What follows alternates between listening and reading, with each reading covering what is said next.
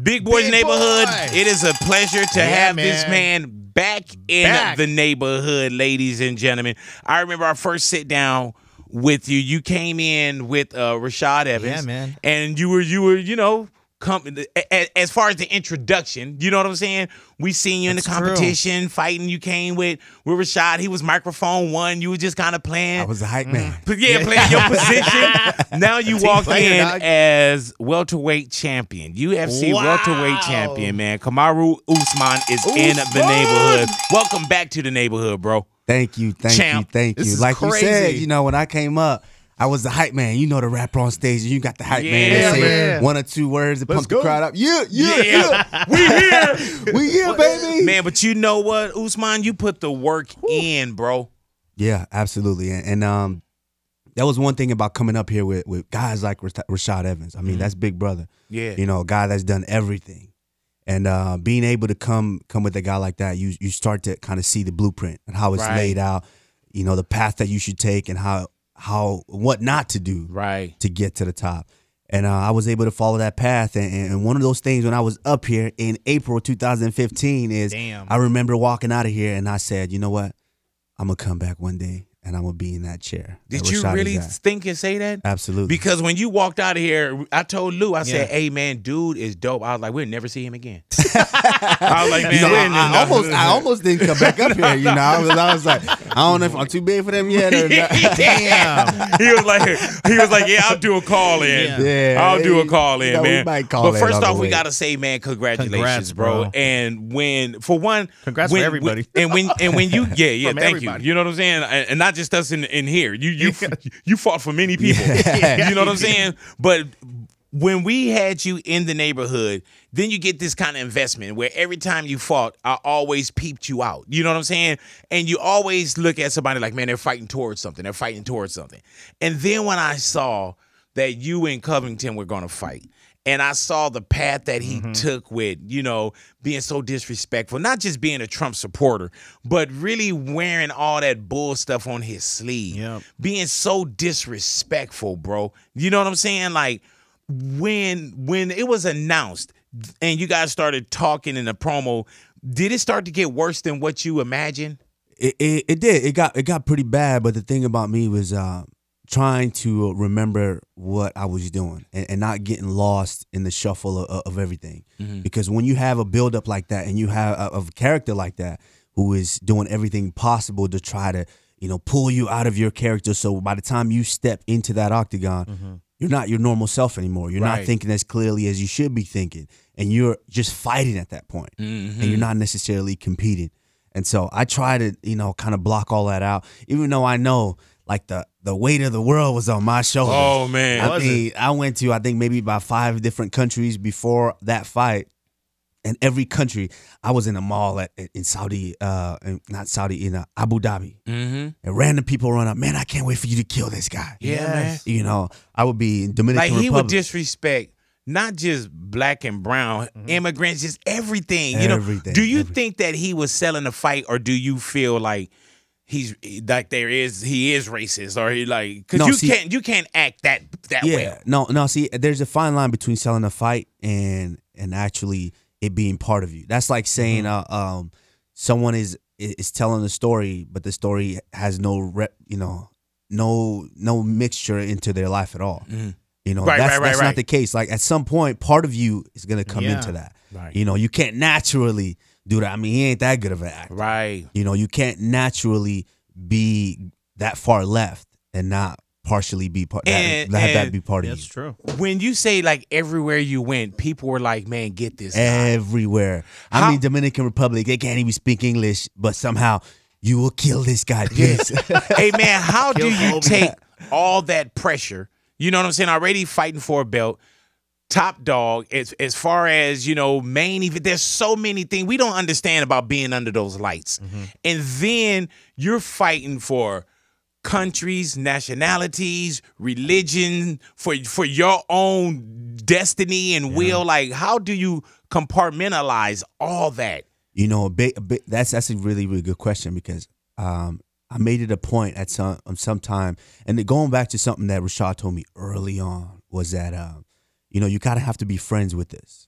You can't try to fight this, or you can't try to struggle against what's happening right now. You got to make friends with it.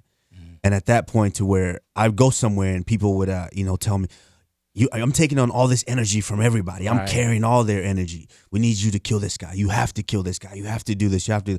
And as soon as I meet somebody and a fan, and they say something like that to me, of course I take it in. But as soon as I walk out of there, in my head, I'm like, okay, you got it now. You got it now. But when it's time to go, let it go a little bit let it go. Let it go. You got the energy, but now let it go. When you would see the "Make America Great Again" hats and all that, bro, did it ever make you angry, like outside of the actual octagon? Like, were you angry leading up to the fight? No, no, I wouldn't say I was angry. How bad did you want to touch him though? Oh yeah. The fight night. At that, that you got to be able to separate your actual anger and then carrying it on inside that octagon. You have to be able to use that the appropriate way.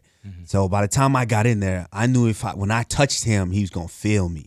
But it wasn't like, oh, I'm swinging for the fences. I'm trying to kill this guy and get him out of there, to where I'm not fighting the way I need to fight. I'm going to make an example. Yeah. Which down the line you did. Yeah, I'm going to fight the way I need to fight, but at the same time. Did you break his jaw? Yeah, I broke his jaw. I'm sure I broke more than that. That's a hell of a way to. Yeah, you break the jaw. That's physical. Yeah. But inside, what I broke in him, I think we're going to see the difference between that guy. Oh, yeah. Separating Colby Covington, the character, to Colby Covington, the fighter. Yeah.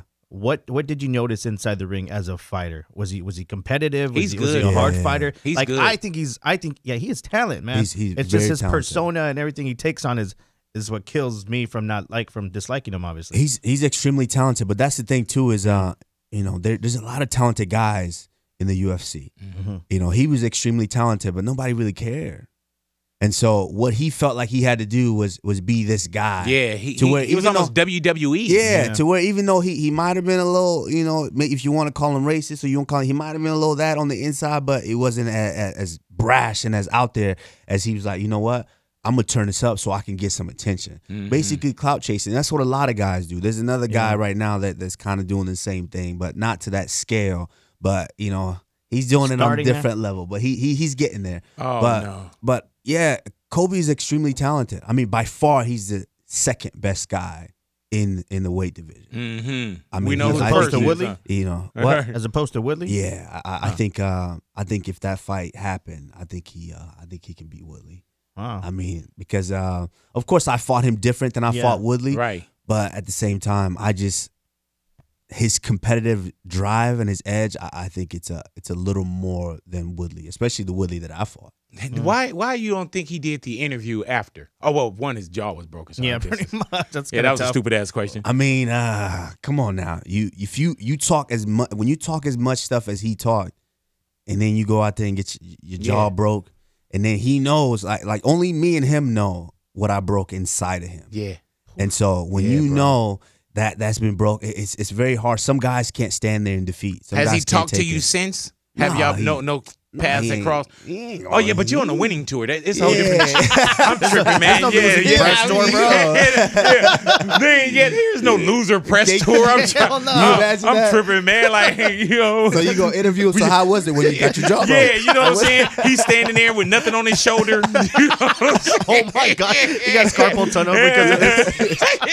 Just like, this is how my shoulder is. Got now, like a patch right here from where it used to be, like sun drenched. You know what I'm saying? On the other side. Hey man, now when did you start wrestling?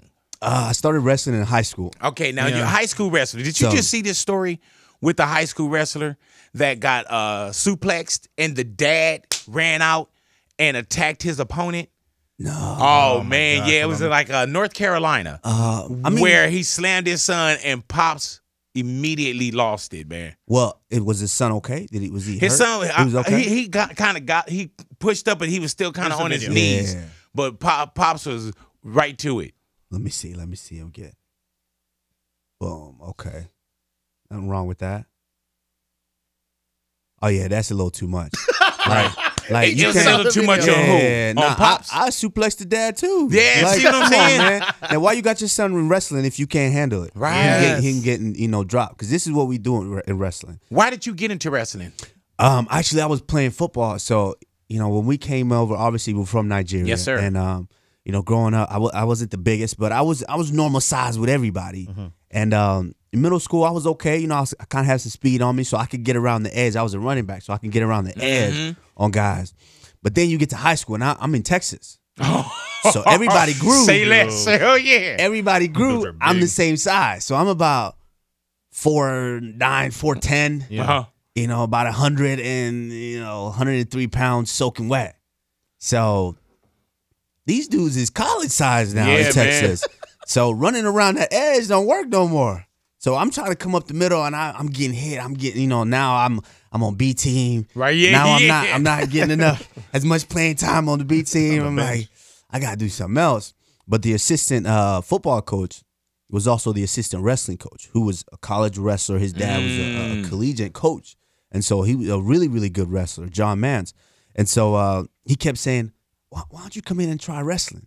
And I looked at him, I was like, man, I'm not trying to get hit with chairs, man. I ain't trying to do that stuff. Jump off the turnbuckle. I ain't trying to jump off the top turnbuckle. I ain't trying to do that. And then he laughed at me. He's like, no, why don't you come in and check it out? So it was towards the end of the football season. I think we had maybe 2 games left. Yeah. And I remember the play. It was like a 43 counter. And I got the ball, cut up the middle. I'm like, oh, man, I'm gone. I could be gone. Then I seen the linebacker swing around. He hit me so hard. I just remember when I finally like opened my eyes, I said every cuss word that I knew. And that inside, I remember I was like, you know, I gotta try something else. This ain't it. This ain't it. Immediately right there. Huh? Yeah, this ain't it. He was like, man, I'm about to go train, come back and fuck you up. Because I give me a year. And I'm thinking, you know, as a kid, you know, I'm thinking, man, I'm never gonna grow. Everybody grew all summer. I'm never gonna grow. And so I'm like, I gotta try something else. So then they just kept saying, why don't you come in and try wrestling? Come in and try wrestling. So one day I just peeked in the room, and it was like 60, 70 guys in there. The room was hot. It's got that smelly, you know, that sweat, you know. And I'm like, nah, I don't think I'm gonna do that. Damn. Nah, that's I thought he was about me, like, yeah, man, that was it. Like, nah, that's not for me. But the coach knew what he was doing. He knew how to kind of poke at me. You know, I mean, high school, you know, I think I'm a cool cat, you know, dressing all cool, whatnot. And he kept making fun of me, like telling me I was scared and this and that. Don't want to get in there, huh? Yeah, so, you know, I don't like that. So I'm like, nah, I'm coming in. So I went in one day, you know, I'm just like, I'm going to shut him up. So I go in and they put me in a group, and we had a girl in our group, you know. And so we wrestled that day, and this girl just, man, she put it on me. Bad. Right. Me taking me down, skill and technique, slamming me, taking me down. I didn't know what to do. You know, Did you shoot her? I'm trying to. I thought about it. Yeah. You know, I thought about it. I'm like, you know what? Get this motherfucker off me. If I won 14, I'll get it. So I remember I was walking home, and I'm like, you know what? Nah, I'm gonna get her tomorrow. I'm gonna get her.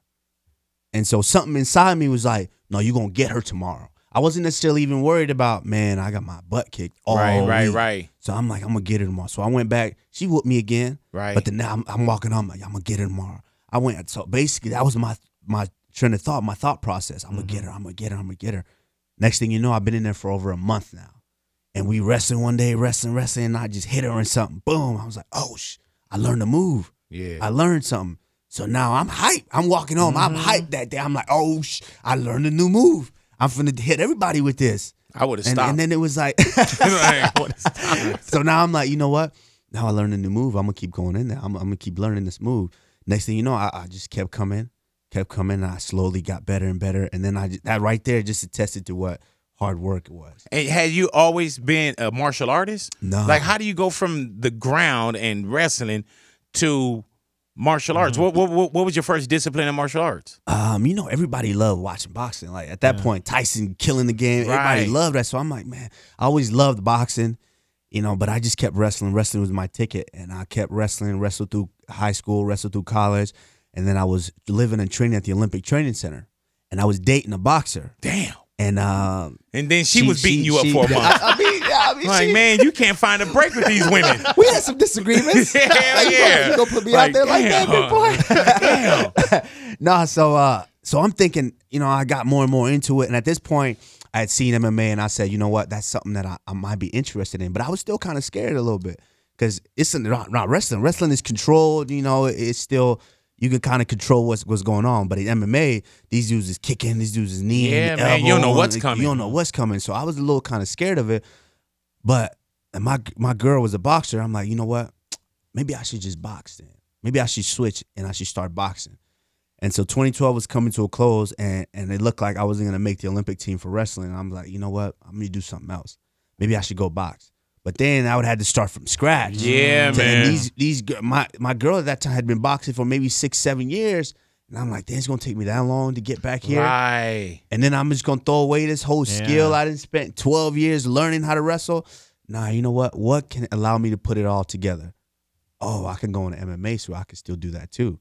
So I started flirting with it. And while I was living at the Olympic Training Center is when I met Rashad for the first time. And he was kind of the guy that kind of pushed me over the edge, man. You know you want to do this stuff. You ain't trying to wrestle and be broke. You know you want to come over here and get this money. You know you want to do this. He was like, man, just give it to me. Rashad is. I'll take it. And then he just, he pushed me over the edge. So one day I was just like, man, you know what? I'm tired of being broke. But at the same time, I want to go be the best at that sport. And so that was kind of the turning point that just flipped me over. But it's such a crowded lane. You know what I'm saying? Like, just to get in the UFC, you know what I'm saying? There's so many different, MMAs now, divisions, but UFC is like the one. Yeah. And there's so many people that's training towards that. When did you get that turning point where you was like, oh man, I think the UFC is looking at me? I mean, it's one of those things that, like you said, that's what separates.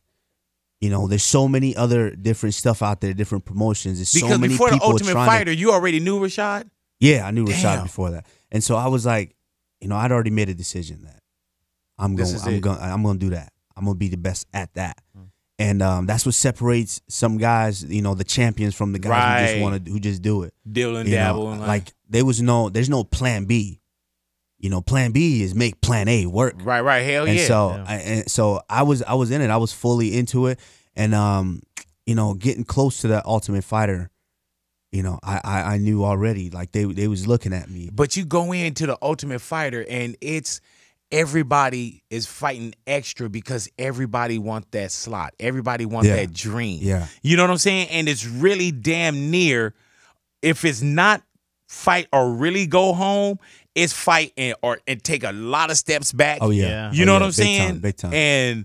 But I got on the show. When I got on the show, I didn't get on the show just to get on the show. Right. I got on the show. I'm gonna win the show. Yeah. That was the only focus. I'm gonna win the show.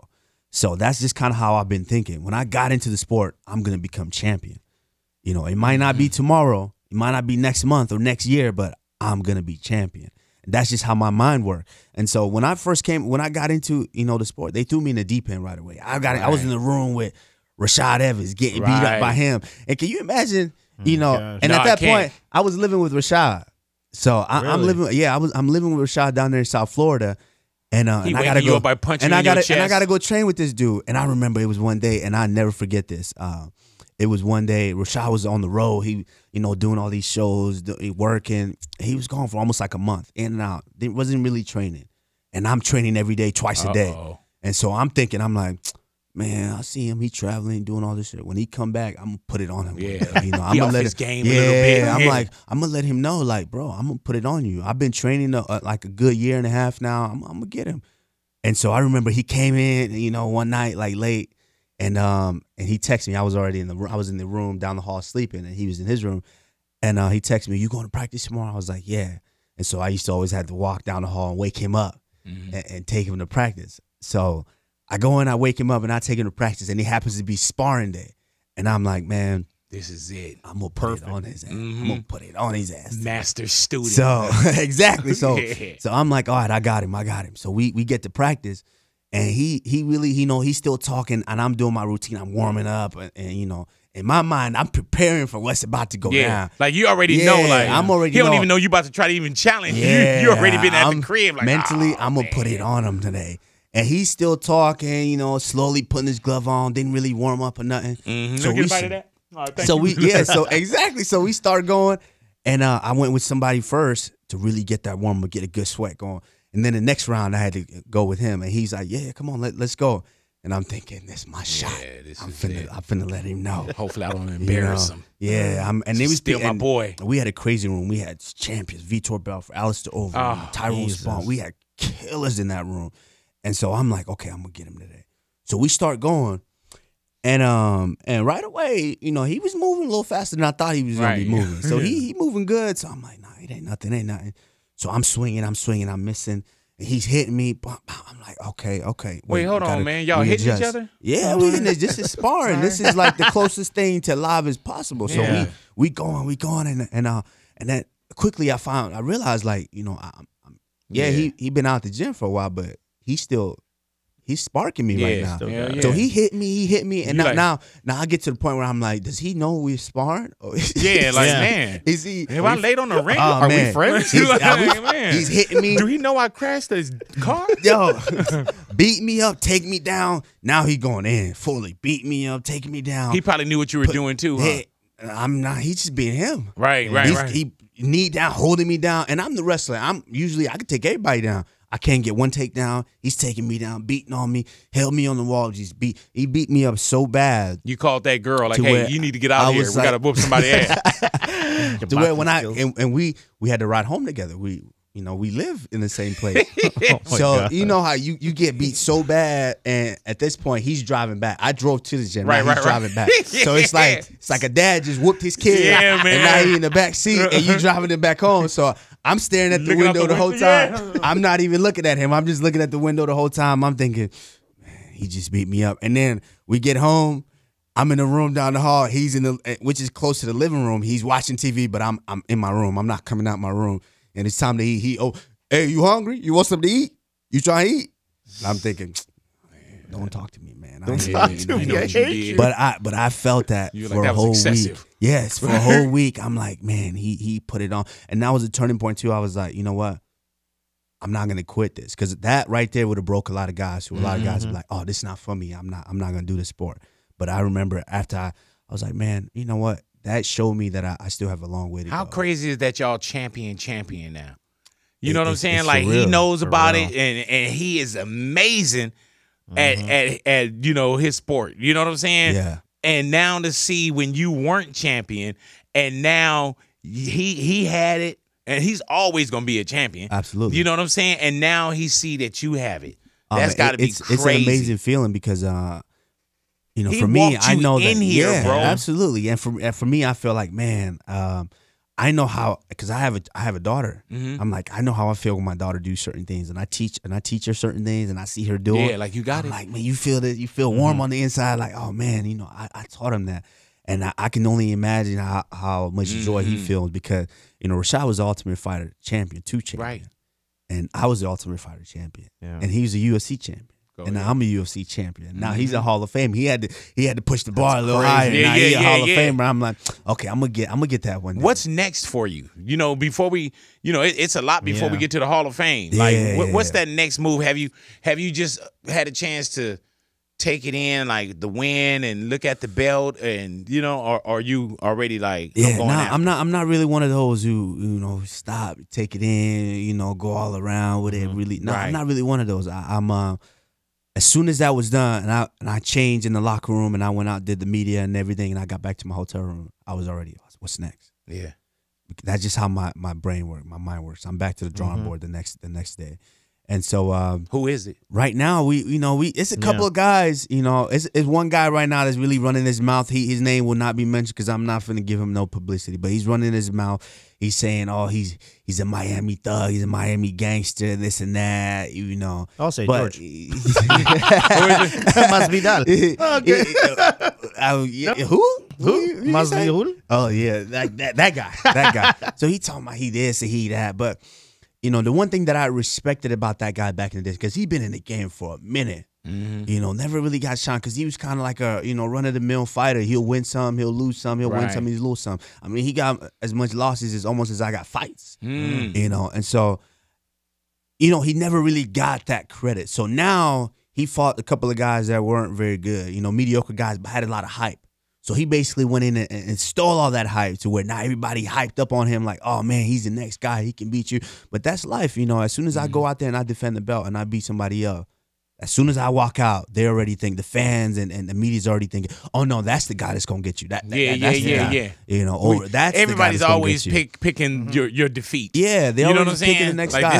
this is it. Yeah, this is the guy that's gonna get you. Everybody's talking now. Oh, this is the guy that's gonna beat you. I'm like, did you see the man. Cowboy McGregor fight? Yeah, Hey man, did you see when Diaz said he felt like that was fake? You know what I'm saying? Like, I mean, nah. No, it's not fake because you know, at the end of the day, what we do as a fighter, your pride, and especially somebody like Cowboy, your pride on the inside, will never. I don't care how much you pay me.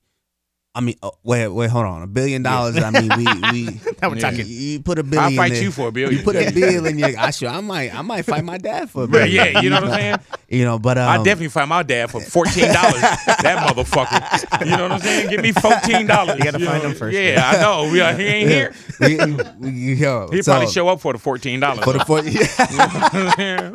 What's up? Like, let me. What's up, kid? Man, my name is Kurt. Oh, okay. What's happening, man? No, so what about McGregor down the line? No, I mean, he's back. the thing with me is anybody can get it. I'm the champion. There was at one point I was the most dangerous guy in the division, but nobody wanted to take that chance on me because I wasn't the champion. So why you want to lose to somebody and ruin your chances of becoming champion ever, even though it's just for a little bit. It just seemed like you had a different purpose. Yeah, I don't know what it is, man. They know. Like, I don't know if it's the Nigerian in you. The Nigerian nightmare name? I don't know what it is, bro. But it just seemed like because you talk confident, you don't sell your fights by shenanigans and bull stuff, and you know what I'm saying? And that's I guess that's what people are saying. Because when they lock y'all in, that's when it's like, and that people are saying that's the knock on me because I'm not like he not selling ignorant. the fight. I'm not ignorant, and I'm not coming out here talking bull, you know, and I'm not going crazy like that. But that's not me, though. You know, at the end of the day, I'm being true to me. You know, I can sell all this BS and talk all this crap like that Covington kid and do all this and do all that. But at the end of the day, when I have to sit back and I look myself in the mirror, I'm like, man, I did all that for what? What do you do after you win? Like that night when when you knew you broke Covington's jaw. All the shit that he was talking. Like, what do you do that night? I go back. Personally, if I had just my way, I go back to my hotel room. I maybe get some food. And pour a Pedialyte packet in water. And I would just sit there and just decompress by myself. How good did that feel? It felt great. Yeah, it felt great. Every win feels really good, you know. But that one felt different. That one felt a little different, you know, because like I said, the world. Hey, felt bro, that let me one. tell you, I was at my house. I was at my house watching that, and I literally like when I go to concerts, everything. I do radio, so I protect my throat. I don't scream, none of that, right? Yeah. I literally was at my house screaming, bro, screaming because I felt so invested in that fight. Not that I'm going to bet money, this, that, and the other, but I was so invested because the blatant disrespect, not just being a Trump supporter, you know what I'm saying? Whatever that is, but going and tripling and quadrupling down on how bad it was. Yeah, I mean, he was ultimately disrespectful. I mean, my late manager, my previous manager who's no longer with us, you know, he went as far as to talk about him and his family. You know, he went as far as to talk about my family, my father, and everything in that situation. He went as far as everything, and it was just like, I'm the type of guy who, like I said, I don't need to come out here and talk crazy, you know, because as soon as I cross into that cage, I turn into the Nigerian nightmare. Yeah, and so I knew exactly what I was going to do, and my motto is, anything you say can and will be used against you inside that octagon. So watch your mouth. Did it ever get to a point where it felt a little more harder than what you thought? Yeah, because it wasn't quick. You know what I'm saying? You were breaking them down and dissecting them. Yeah. No, it was. And not to take anything away from Covington, dude. He was legit. He was legit. I thought I was gonna break it because a lot of people are dissecting the fight. They're like, "Oh, you got hit a lot. You got hit a lot." You know, part of it was purposeful. Like I could have. Like, if you really watched the fight, in the third round, I didn't really want to get hit. So I moved around, I danced around, and I just kind of did whatever I wanted to do with him. You know, but part of me getting hit, too, was a part of letting him know that, hey, I'm going to take your shot. I'm going to walk through. but you're gonna feel and that me does when I something hit to you here too. Absolutely. That's what I wanted to. mentally. I wanted to break him psychologically. I wanted to feel like less of a man. So I'm walking through his shots, because you imagine, like, you and another man have a disagreement. You hit him as hard as you can, And he he come just look forward. at you. He come forward. Yeah, It's extremely demoralizing on the inside. And I was just like, I want him to feel that. I want him to feel like he's not as much of a man as I am.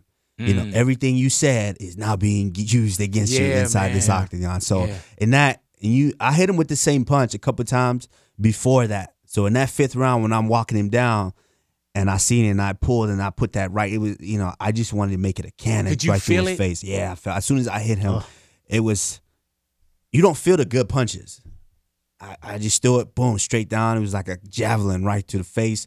Boom, he dropped, and I was like, okay, now he felt me. I said I was gonna punish him for 24 minutes, and I was gonna finish him in the last, and I finished him in that last.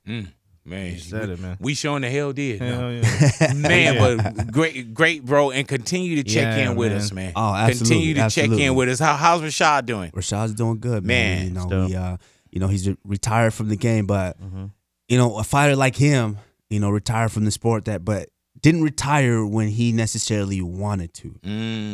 So he's still itching. There's some guys that the fight is still in them, and he can still compete. That's the thing. Yeah. Everybody think, guys retire just because they can't compete anymore. No, he can still compete. So, we might see Rashad back in there again. We might see him back in there again. That's a good brother too, man. Yeah. Hell yeah. That's a good brother too, man. Well, congratulations to you, brother. Absolutely. Thank you for coming back, man. My And pleasure, the my champ is pleasure. here. And thank you for representing people For real. so well, bro. Thank you. You know Thank what I'm you. I saying? appreciate it. Like when you won for a lot of people, bro. Thank you. And you did it the right way, and you did it the gentlemanly way. Thank you. And That's the only way I know how to do it. I Thank loved you. it, bro. Thank We'll you. see you again. I Yeah. We'll appreciate definitely see you guys, again, man. Y'all Thank you for family. coming into the neighborhood. Oops, Big Boy's Big neighborhood. boy.